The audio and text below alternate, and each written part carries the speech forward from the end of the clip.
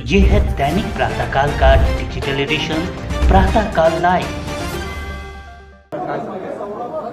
माननीय नितीनजी हे आमचे नेते आणि मार्गदर्शक आहेत, त्याच्यामुळे आता ज्या काही महापौराच्या निवडणुका आहेत त्या संदर्भात त्यांच्याशी चर्चा झाली आहे आणि चर्चेनुरूप त्या संदर्भातली एक रूपरेषा ही ठरवण्यात आलेली आहे।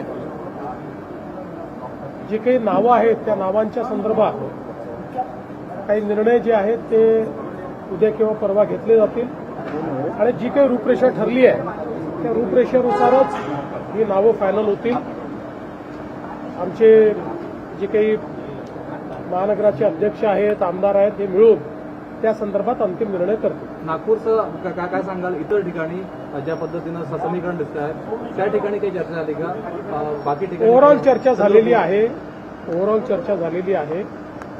त्या ठिकाणचे जे प्रमुख आहेत त्या प्रमुखांना आम्ही नेमकं काय करायचं आहे तशा संदर्भातली लाईन घेऊ आणि त्यानुसार पुढची कारवाई होईल। सुनेत्रा पवार यांना उपमुख्यमंत्री म्हणून राष्ट्रवादी काँग्रेस पक्षाने प्रेझेंट केले जात आहे। शपथविधीची चर्चा आहे। असं आहे की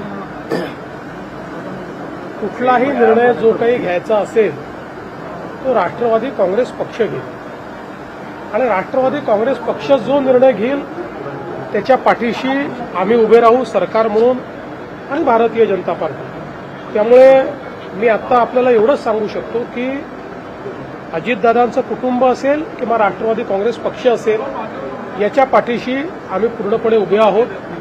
त्यांचे जे काही निर्णय होतील त्या निर्णयांना योग्य ते समर्थन आमच्याकडनं असेल। राष्ट्रवादी काँग्रेस पक्षाकडनं काही तसा प्रस्ताव वगैरे आला का? तर पक्षाकडनं माझ्याशी 2 वेळा चर्चा करून ते गेले आहेत। त्या चर्चेमध्ये त्यांनी त्यांची काय कार्यपद्धती आहे, काय काय ऑप्शन्स आहेत या संदर्भात त्यांनी चर्चा केलेली आहे। मात्र अंतिम निर्णय जो काही असेल तो त्यांचा पक्ष घेईल, त्यामुळे त्या संदर्भात मी बोलणं हे योग्य होणार नाही। शपथविधी उद्या होण्याची शक्यता आहे